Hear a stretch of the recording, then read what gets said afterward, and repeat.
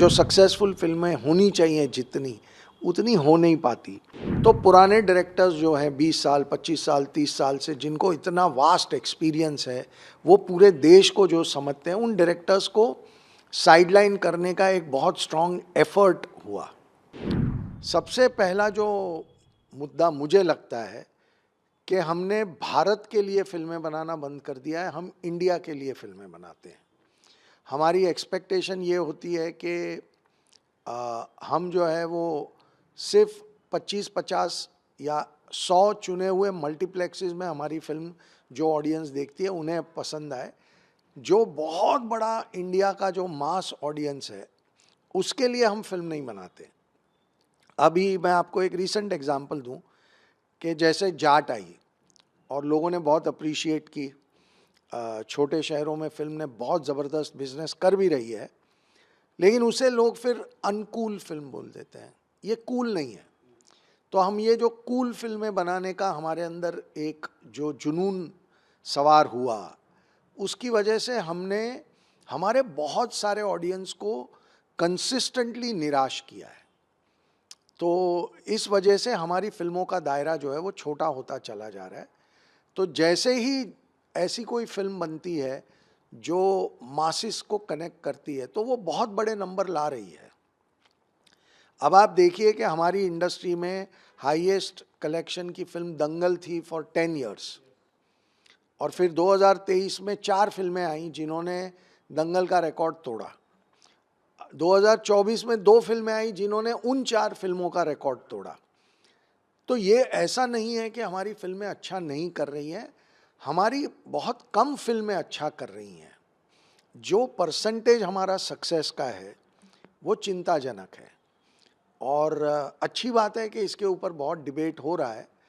तो मुझे लगता है कि जब बहुत सारा डिबेट होगा तो अपने आप लोग करेक्शन करेंगे, और लोग बहुत सोच भी रहे हैं। हर फिल्म मेकर, हर एक्टर इस बारे में बहुत कॉन्शियसली सोच रहा है, और मैं बहुत ऑप्टिमिस्टिक हूँ कि बहुत जल्दी हम फिर से एक सही रास्ते पे आ जाएंगे। आपको लगता है जो ओवरहेड्स बढ़ जाते हैं फिल्म के साथ, जो स्क्रिप्ट पे काम होना चाहिए, जो फिल्म मेकिंग में जिसको आप सीओपी बोलते हैं, कॉस्ट ऑफ प्रोडक्शन, उसके बाद आपका वो कॉस्ट ऑफ प्रोडक्शन बढ़ता रहा है समय जी समय पे, जी। क्या इससे भी फर्क पड़ता है फिल्म मेकर को? इससे थोड़ा तकलीफ होती है फिल्म बनाने के लिए? मैं ऐसा मानता हूँ कि स्क्रिप्ट पे बहुत काम होता है।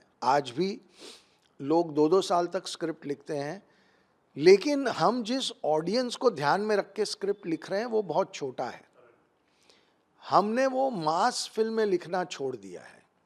अब जब डाउन साउथ आप किसी से बात करिए, फॉर एग्जांपल आप पुष्पा के मेकर्स से बात करिए, तो वो कहेंगे कि हम तो अमिताभ बच्चन की फिल्मों को इंस्पिरेशन मान के हमारी फिल्म लिखते हैं, आपने उन फिल्मों को छोड़ दिया है। तो ये एक बहुत बड़ी सच्चाई है। हमने वो जो हमारा एक कोर फिल्म मेकिंग का एक जो सिस्टम था, उसको छोड़ के हम एक नई दुनिया में जाने की कोशिश कर रहे हैं, और वो दुनिया बहुत छोटी है, और इस वजह से हमारी फिल्मों के नंबर बढ़ नहीं रहे हैं, उल्टे घट रहे हैं। जो सक्सेसफुल फिल्में होनी चाहिए जितनी, उतनी हो नहीं पाती। जहाँ तक सीओपी का सवाल है, अगर आपकी फिल्म बहुत मासिस से कनेक्ट नहीं कर पाएगी तो आप अगर कम सीओपी में बनाएंगे तो भी फिल्म फ्लॉप होगी। आप अगर एक टेक्नीशियन या 5 टेक्नीशियन या आर्टिस्टों के स्टाफ का जो एक कांस्टेंट मसला रहा है कि उनके पेमेंट्स बहुत बढ़ गए हैं वगैरह वगैरह, उन सबको अगर आप काट भी देंगे, 50% भी कर देंगे, तब भी आपकी फिल्म लॉस में ही रहने वाली है, क्योंकि आपका जो अप्रोच है सिनेमा को लेकर वही गलत हो चुका है।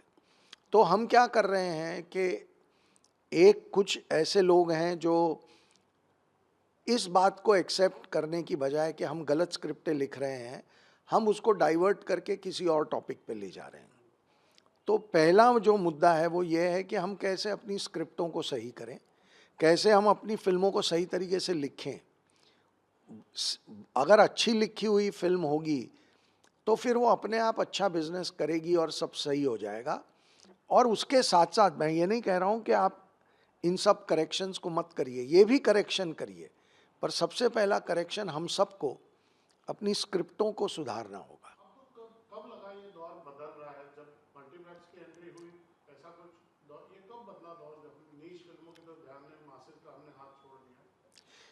देखिए, आप अगर देखेंगे तो जो नई जनरेशन में बहुत सारे राइटर डायरेक्टर्स जो आए हैं, उनमें से मैं कई लोगों को मिला हूँ जिन्होंने अपनी ज़िंदगी में कभी यूपी या बिहार या मध्य प्रदेश या राजस्थान गए ही नहीं हैं। तो उन्हें पता ही नहीं है कि वहाँ का ऑडियंस क्या है और वो क्या चाहता है। उनको पता है, वो उनमें से बहुत सारे ऐसे लड़के लड़कियां हैं जो शायद कभी बोरीवली से आगे ट्रेन में नहीं गए होंगे, बम्बई में कभी उन्होंने लोकल ट्रेन या बस में सफ़र नहीं किया है। वो पैदा हुए हैं कोई बहुत अच्छे घरों में, बहुत अच्छे परिवारों में, बहुत पॉश एरिया में। तो उनको पता नहीं है कि इंडिया की रियलिटी उस एक वर्ग से बहुत बड़ी है। वो एक बहुत छोटे प्रतिशत का जो भारत का एक बहुत छोटा प्रतिशत है जो इतना सुखी, इतना समृद्ध, इतना संपन्न है। तो ये जब राइटर डायरेक्टर्स जो फिल्में लिखते हैं, वो ऑब्वियसली उनकी अपब्रिंगिंग वही है, उनकी समझ वही है, उनकी सोच वही है, तो वो फिल्में लिखते हैं जो उनको समझ में आती हैं। पर उससे रिलेट करने वाले लोग जो होते हैं वो बहुत कम होते हैं। तो आप देखिए, बीच में एक दौर चला और जिसके अंदर सारे स्टूडियोज़ और ओटीटी प्लेटफॉर्म सब रिस्पॉन्सिबल हैं। उन्होंने डायरेक्टर का इम्पोर्टेंस फिल्म इंडस्ट्री में कम कर दिया कि पुराने डायरेक्टर्स हैं वो ज़्यादा पैसे मांगेंगे या उनका एक कहानी कहने का तरीका है, हमें तो अब नए लोग चाहिए।